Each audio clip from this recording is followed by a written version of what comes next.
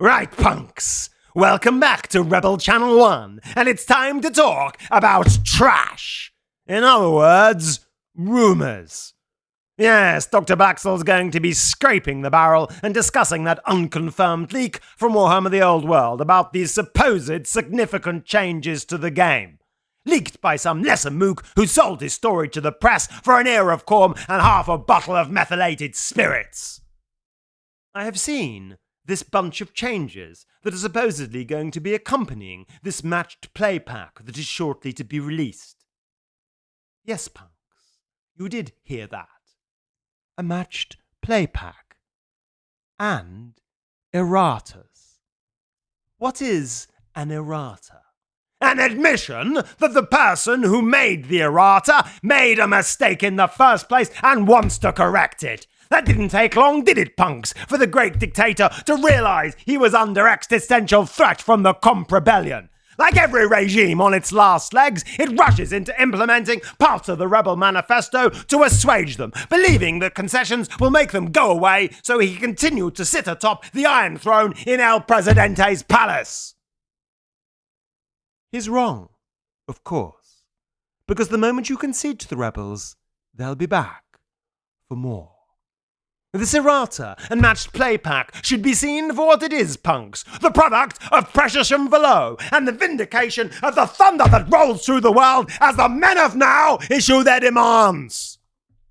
So, punks, we have rumours of this wail which has been emitted from the throne room of Nottingham. A few excerpts issued from the commands of a captain who has long since lost control of his ship to a mutiny. Let's see what he says, shall we? And then we'll decide whether we kill him. Alright, punks, given this is a quick and dirty reaction video, let's dive straight into some analysis of these leaks from Warhammer the Old World, or supposed leaks, which may all turn out to be completely wrong, but that's of course the nature of rumours. So I've divided them into three categories of importance. Important, of medium importance, and not very important. So, let's dive in and look at the important ones. So, here they are. So the first three of them: close order bonus for unit strength of 10 or more, infantry get +1 combat res if they outnumber their opponent, and heavy infantry and normal infantry get +1 armor save if they have a hand weapon or shield. Now, all three of these benefit infantry. If ever a troop type in Warhammer the Old World needed a rescue package, it's ranked up infantry, because as we well know, they can't charge and they can't fight, all they do is tarp it and deny the enemy points. So, while each of these three changes is not very significant on its own, in the round, I think they are quite significant, but at the same time, people shouldn't get too excited. So, let's have a little look at them. Now, the least important of them is close order bonus for unit strength of 10 or more. Now, infantry, because they are more numerous, are usually always going to get that. It's more significant because of who it hurts. The close order bonus, which is of course a +1 combat resolution, has also been claimed hitherto in Warhammer the Old World by dragons and monsters. Now, the only dragons and monsters which are going to get this unit strength bonus from close order is the Chaos Dragon, which has 10 wounds. All other dragons and other monsters are going to lose it.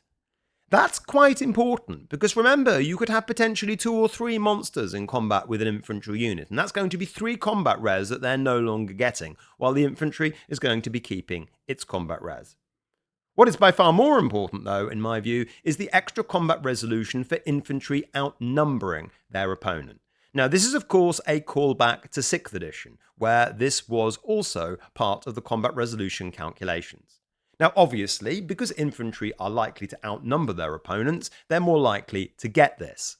And then finally, infantry and heavy infantry get +1 armor save if they are armed with a hand weapon and shield.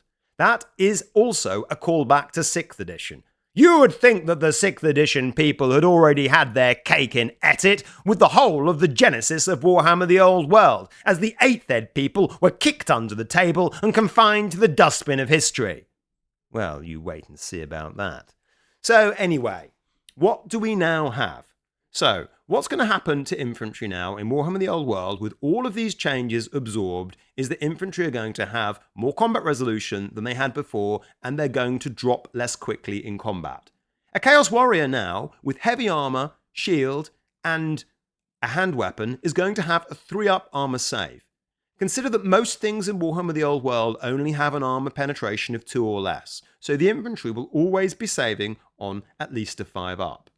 So, the infantry now are going to be really rather hard to shift in combat. In particular, this matters because of this much replayed matchup on high competitive gaming tables, the dragon versus the infantry block. Now, this changes the mathematics of this in quite a lot of important ways. Let me explain. So as it is, or as the rules presently are in Warhammer the Old World, you can only get 2 rank bonus unless you have the Horde special rule, and you get a standard bearer and close order for a total static combat res of 4. The dragon flies into your infantry, you challenge him out with your unit champion. The dragon, because it has so many wounds, so many attacks, and also gets to thunderstomp after its attacks, will invariably get max overkill, which will mean it's going to get 6 kill points plus a close order for a total combat res of 7, and the ranked up infantry are going to lose combat by 3. Now things have changed. The dragon now doesn't bring in that +1 combat resolution unless it's a Chaos Dragon, so it's going to finish this hypothetical combat with a combat resolution of 6. Meanwhile, the infantry are now going to get their close order, and they're going to outnumber the dragon, which is going to mean their combat resolution is boosted up to 5. So the dragon is now only going to win combat by 1. Now, if that infantry block were just to take a war banner for an extra combat res, if that infantry block had the Horde special rule, suddenly they are up to 6. And if they have a musician, which all self-respecting infantry could do, suddenly they're beating the dragon now in combat by 1. Therefore, dragons are not going to be able to charge willy-nilly into infantry blocks and win combat every time.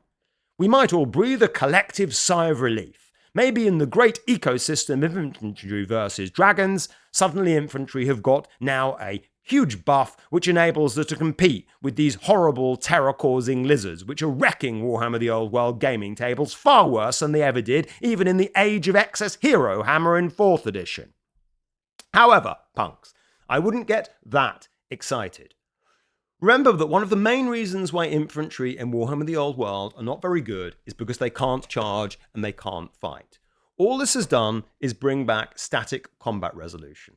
So the infantry are now just going to be units that sit around on the table with a very high armor save and lots of static combat resolution and do very little. The dragon, of course, won't have to charge that infantry unit because the dragon has a movement of 20 and the infantry unit has a march move of 8 and can barely charge any real distance, and of course has to pay for its wheel out of charging anyway, which means it more or less fails every charge that you would care to make that is anything other than an absolute dolly. So therefore, don't think that dragons are suddenly going to be losing to infantry. What's going to happen is that dragons are simply not going to be fighting infantry, or are going to have to develop a tiny little bit of IQ and fight infantry from the flanks or the rear or in concert with other things. Now, the way in which I do think that this change might actually have a large effect in the meta of the game, rather than just bolstering the credentials of infantry to just be boring points denial units, which just sit there and don't die, is if we consider these changes to infantry in concert with the missions, which are supposedly being introduced by this matched play pack. Now, as I said in my introduction, this matched play pack which introduced missions is of course an attempt by the Great Dictator to silence the people on the street, to regain control of the game that he is losing control over by the introduction of this politically uncontroversial but actually transformative addition of missions, which might radically reinvent the way games of Warhammer the Old World actually unfold. Now, of course, if missions are based upon unit fortitude and scoring, as the announcement on the Warhammer community implies, then infantry, in theory, should be able to score, and dragons, heroes, and monsters should not. So therefore, the fact that infantry have loads of static combat resolution and a really high armor save means that they are going to move around the table and take objectives and be hard to shift off of them. It's not very exciting. Your infantry probably aren't going to actually get to do other fighting, apart from any other infantry, but at least there will be more of an incentive to keep them on the table, and they won't just disappear from it the moment a hero on a dragon appears. Now that is probably enough for most people. Now for me, as of course an 8th edition player, I like infantry to be able to fight and to be able to charge and to actually be meaningful pieces in the actual fighting that consists of a game of Warhammer, rather than just be these blocks that just deny the enemy points. I also think that just whacking up the sort of static combat resolution of infantry turns them into just even more of a defensive option. We have to be able to differentiate in Warhammer the Old World between tar pit infantry that just stands there and denies the enemy points, or perhaps provides a bunker for your wizards, and elite fighting infantry like Phoenix Guard, like White Lions, like Chosen Chaos Warriors, which actually really need to kind of get into the fight and actually do some damage. It just seems, unfortunately, that with all of these changes, if that is the extent of the changes that we have, that infantry will just be given a generic buff, which is a good thing, but it's just going to turn all infantry into something very similar, which is a points denial mechanism. Why on earth would you bother having Phoenix Guard or White Lions when you can just have High Elf Spearmen? They all seem to do pretty much the same thing. The extra combat potential that there is with elite infantry will more or less be wasted. Now, let's move on to some other announcements that have come here, although that I think is by far the most important one. And while I sounded critical of it, I do think that all of those changes taken together will help improve the game, even if they are just perhaps rebalancing some of the sort of Darwinian matchups that we have of dragon versus infantry. Now, the next one is that skirmishers can only charge if over half the unit can draw line of sight to the target. Now, this change, I think, is a bad change. Not bad because it's hurting skirmishers, because I think that skirmishers need to be hurt with their ridiculous 360-degree charge arcs. But of course, this isn't going to help nerf skirmishing heroes. My Bretonnian Lord is still going to be able to charge just as he did before, because he's a single model. It's going to hurt things like Pegasus Knights, or other really powerful units that can skirmish.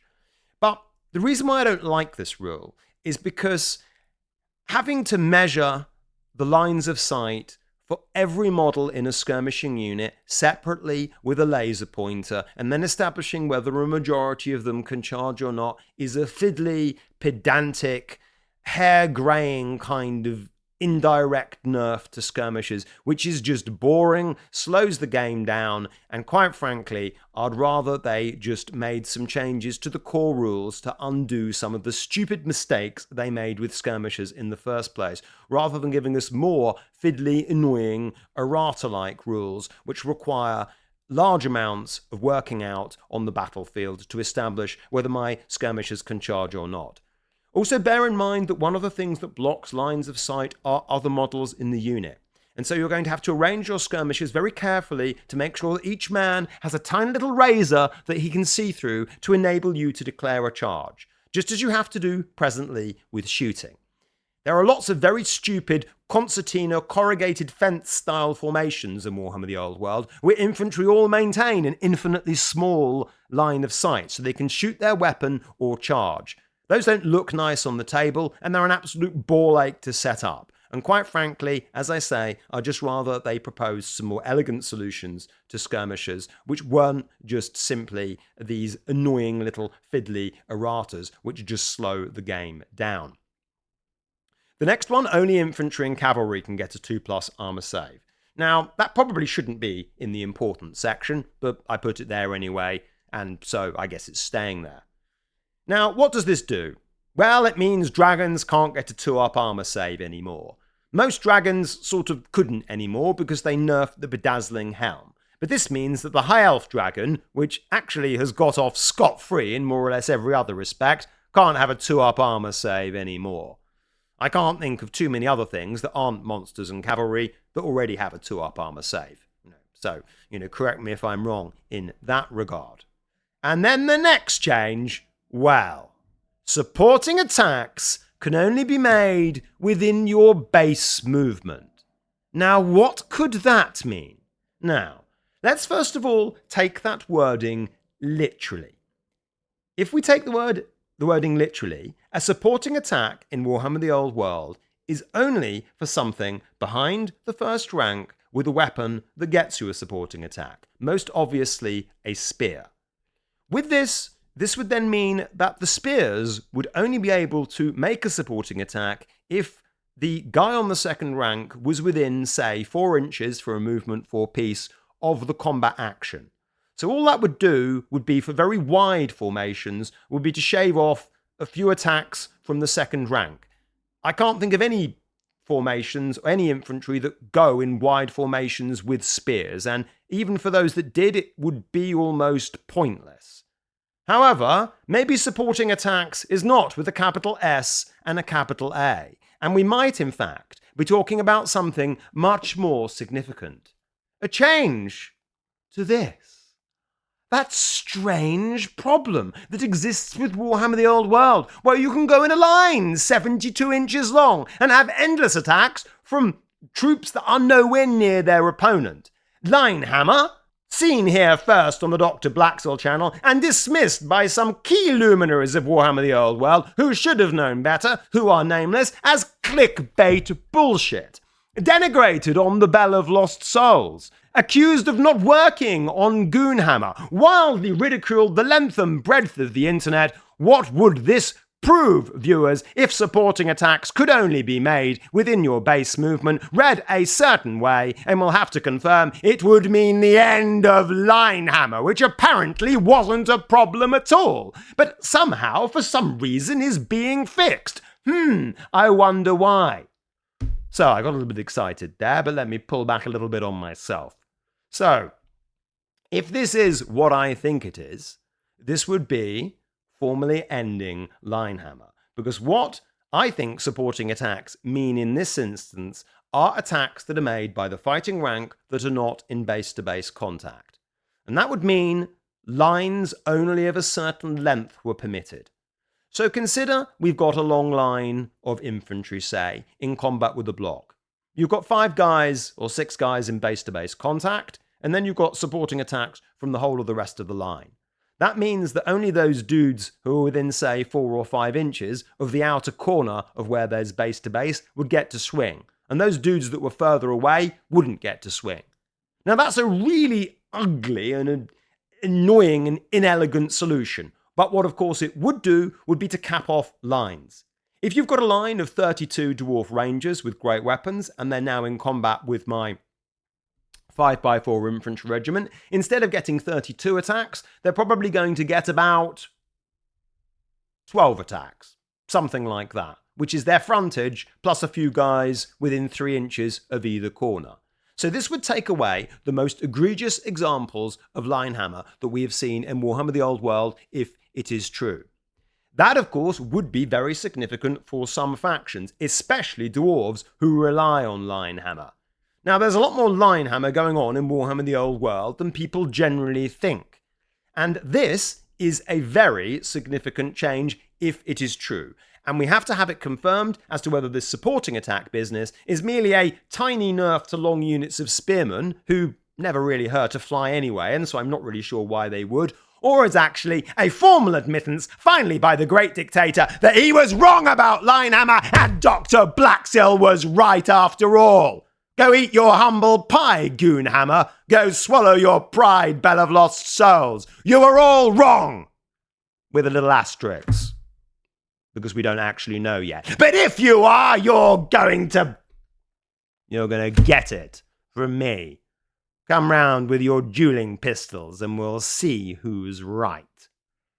Right, now, let's go on to some medium announcements of importance.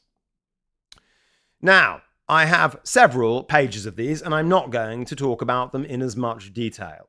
So here's the first. The first is that casting and dispelling attempts are capped at the wizard level +1.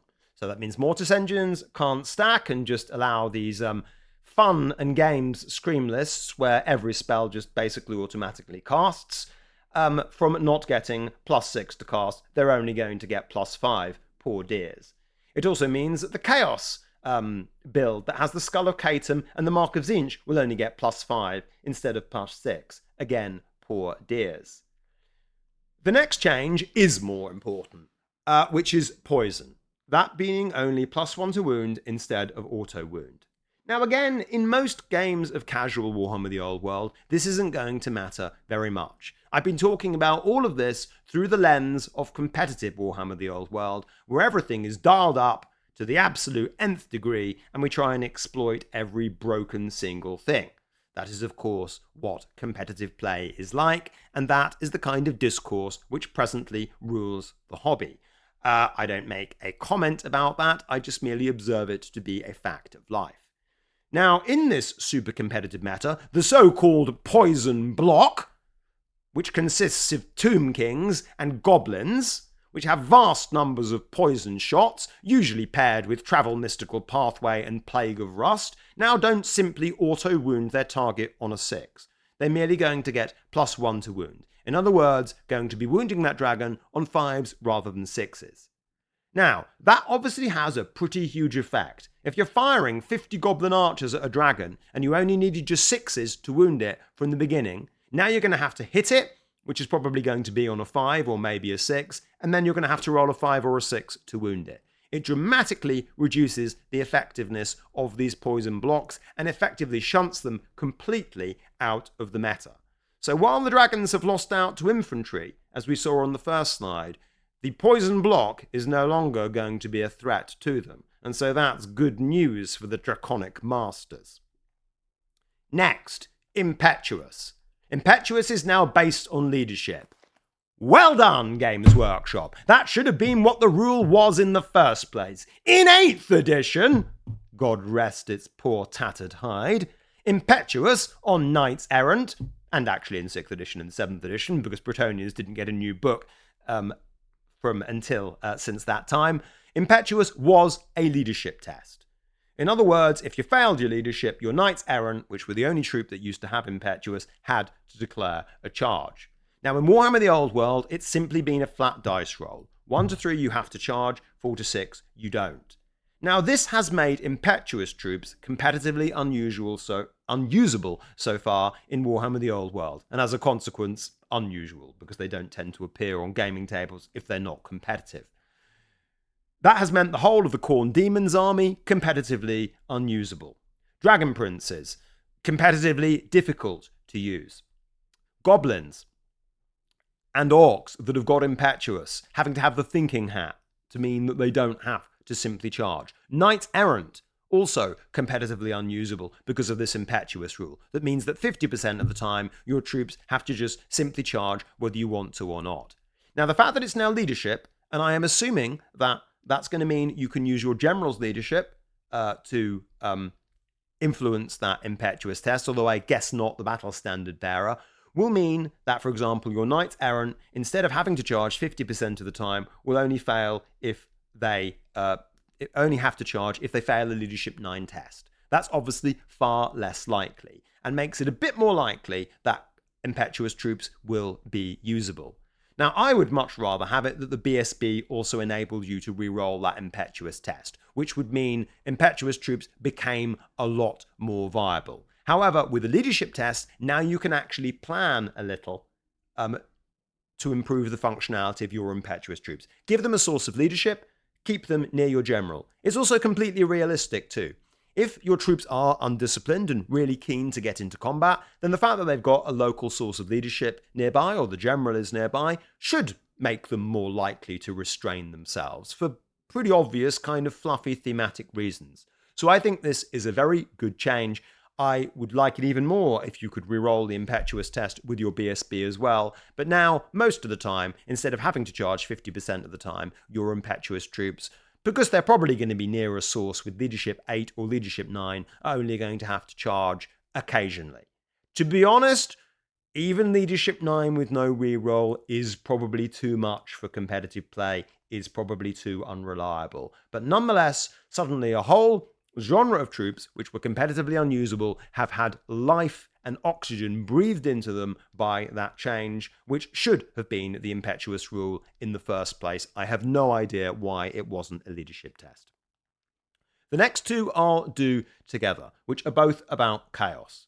Now, one of the most dominant dragons wrecking the Warhammer the Old World tables throughout the land is, of course, the Nurgle dragon, with its endless number of wounds, vast number of buffs because the Lord can keep praying, and the fact that you have to reroll 6s to hit it because of the mark of Nurgle.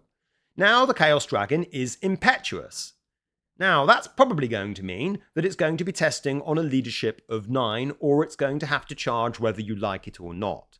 Now, that might not be the worst thing in the world, because if you have a viable charge to declare with your Nurgle Dragon, with its 19-inch charge range, a lot of the time it's going to want to do it anyway. And it has in any case got a local leadership of 9 on the Chaos Lord, which could conceivably go up to 10 if the Chaos Lord rolls a 6 on his mutation chart.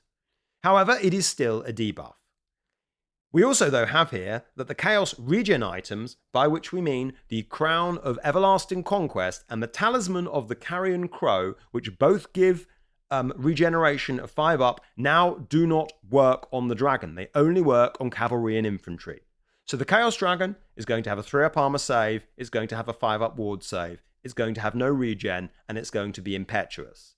Now, all of those things together do represent a fair nerf to the dragon, especially when you consider the buffs that infantry have got.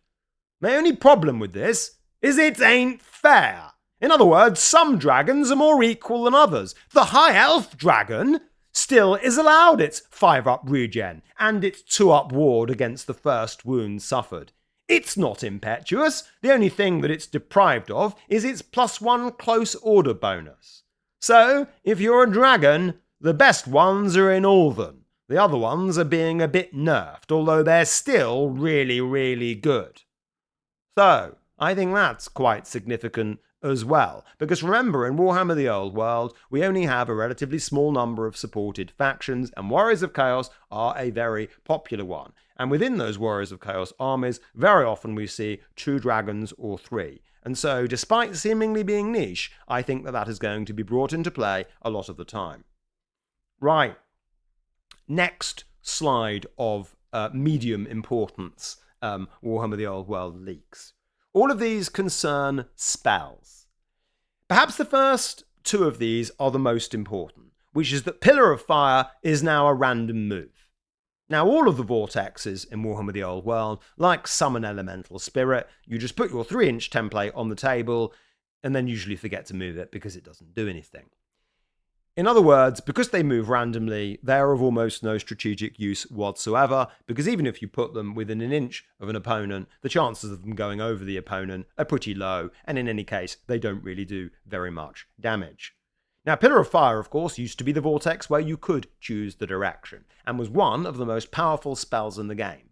Not least because it could bounce through lots of troops, it could attack those old world style wizards who tend to hang around outside units so they can benefit from a 360-degree arc of vision. Now Pillar of Fire has gone from being one of the best spells in the game to a crap spell, because all vortexes are crap and dysfunctional and just simply ornaments for players to put on the table. Largely a fluff choice, guys, now. That Pillar of Fire will now become a modelling opportunity rather than one of the best spells in the game, which as a whole, of course, represents a very substantial debuff to the lore of battle magic. Now, on the plus side from the lore of battle magic, one of the other best spells in the game has for some reason now been made even better, which is Arcane Urgency.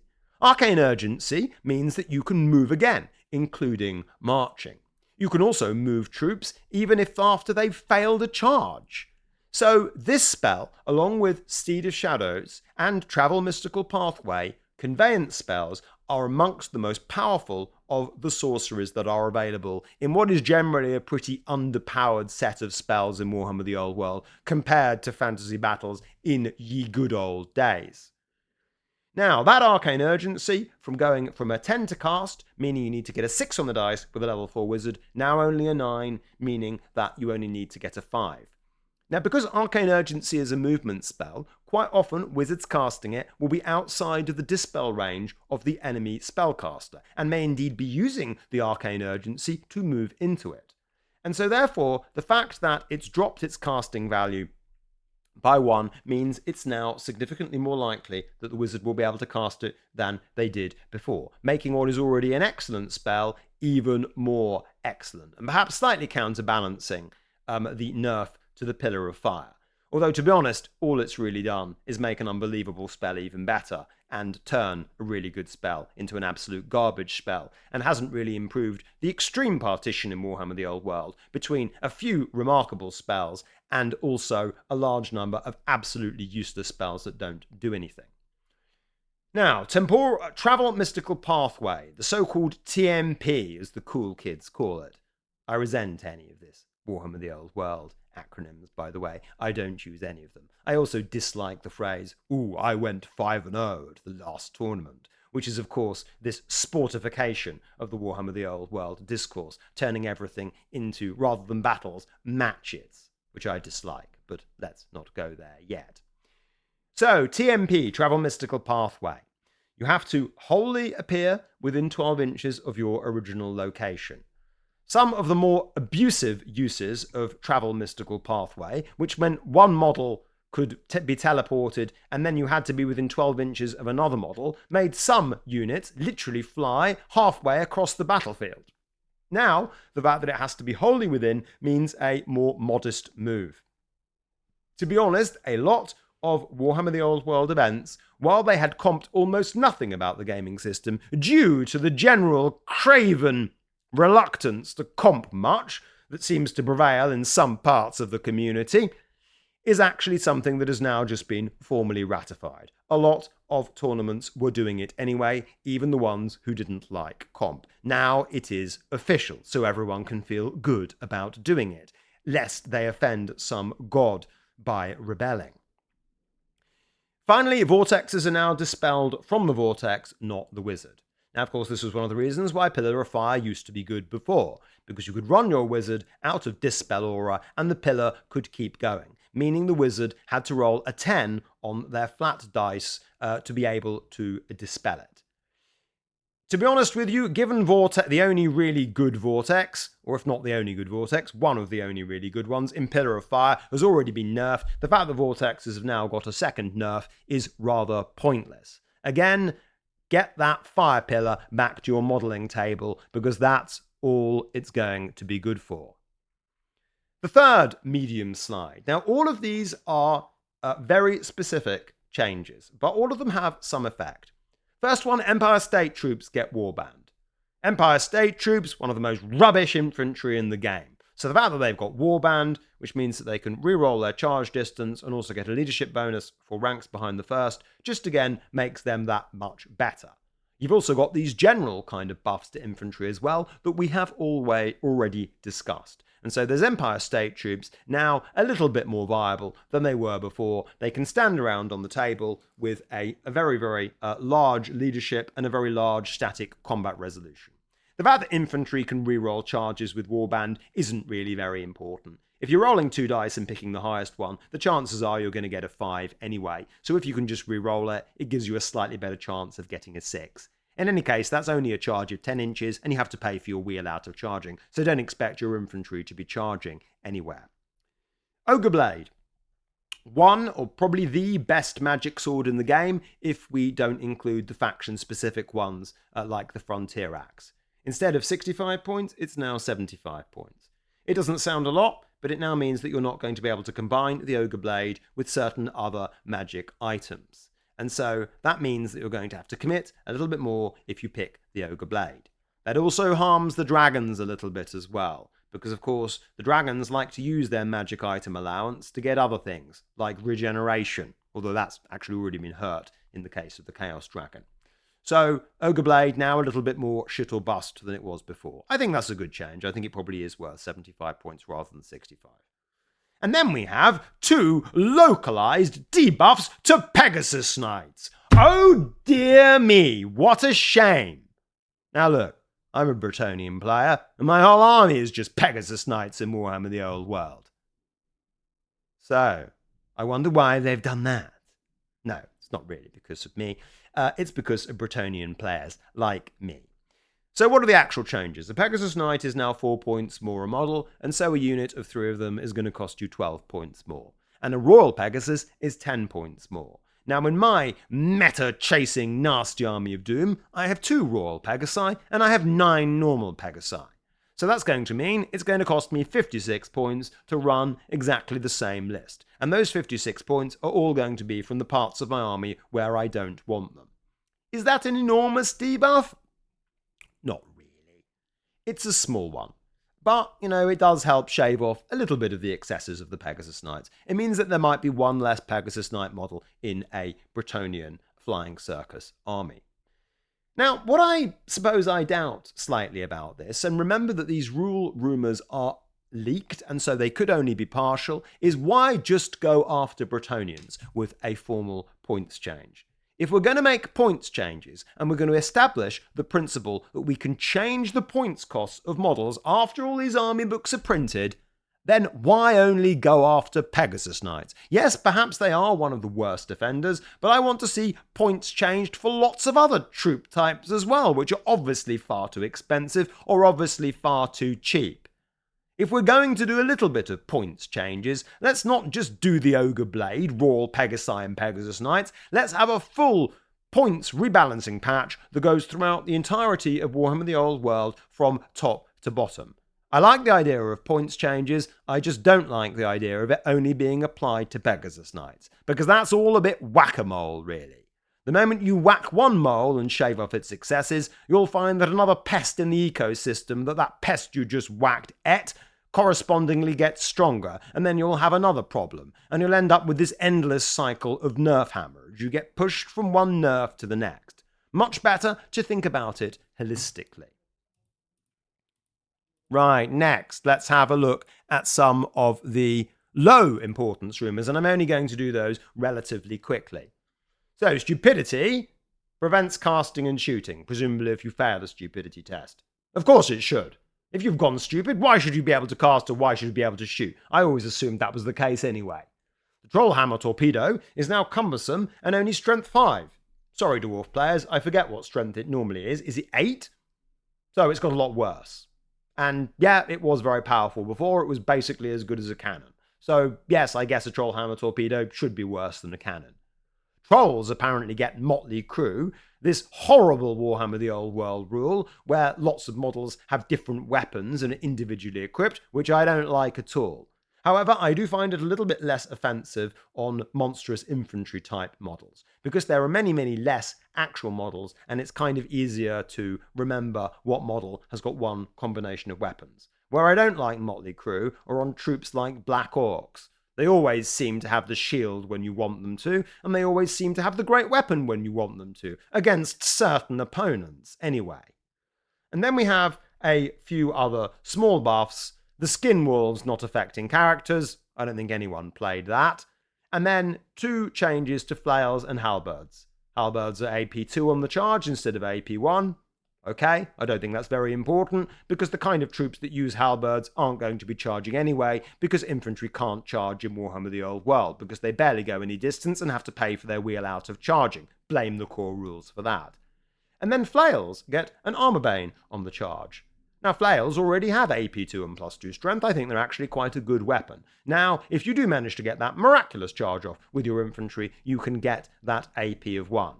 I guess there are a few cavalry troop types, maybe some Chaos Marauders which have got flails, and so they might see a little bit of use from that. Right, those are all of the rules changes. I would say, in general, that I agree with the vast majority of these. I think all of these changes, or almost all of them, will make the game better and more balanced and more competitively dynamic. The most important thing, of course, by far, though, is this matched play pack with those missions.